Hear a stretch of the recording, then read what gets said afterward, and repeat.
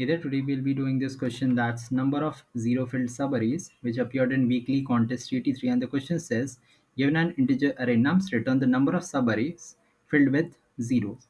And subarray is a contiguous non-empty sequence of elements.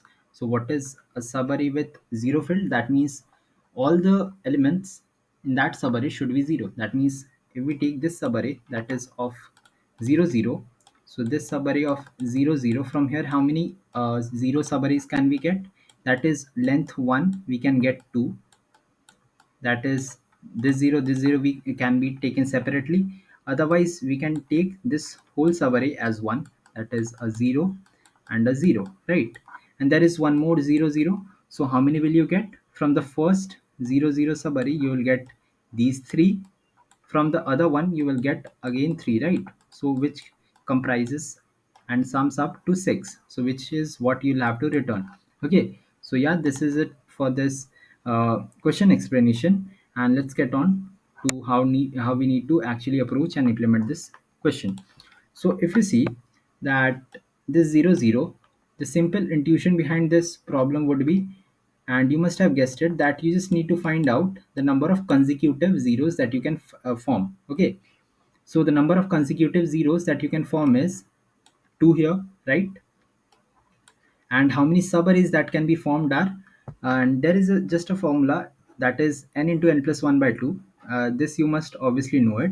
That is the number of subarrays that can be formed by this integer, that is 2, would be n into n plus 1 by 2, that is 2 into 3 by 2. Okay, so these many subarrays can be formed, that is 3, and which was actually true for it, right? When I was explaining it, from this 0 0 we can obviously form 3 subarrays. Now from the other 0 0 we can also form this 3, right? So it is a basic simple maths problem, that is you just have to find the continuous zeros subarray of some length, and you just need to find how many subarrays can be formed, and the number of subarrays that can be formed are given by the length of the subarray. Let's just say the length of the subarray is n, so how many subarrays can be formed? That is n into n plus 1 by 2. This is what it gives, right? So let's get on to the code part. So the code part is very simple. I just initialized a count variable, and mind you, you need to do everything in long. Okay, otherwise it will give you a signed integer overflow error. So you just need to find the number of continuous subarrays of zeros. So I just did this part. If it is 0, I increment the count. Otherwise, if it is not a 0, what do? I just simply add on to my answer, which I said the length of the subarray, n into n plus 1 by 2. This is what I've done here.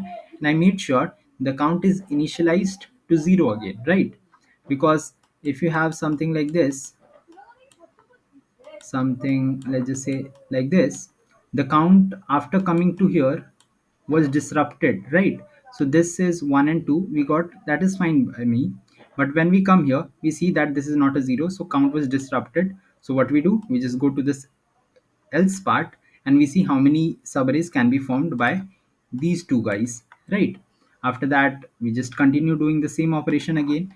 And if we say, and we come out of the loop, if we see that at the last we have some count also left, we also add it to our answer. And why have I done this case?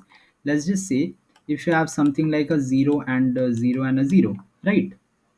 What will happen?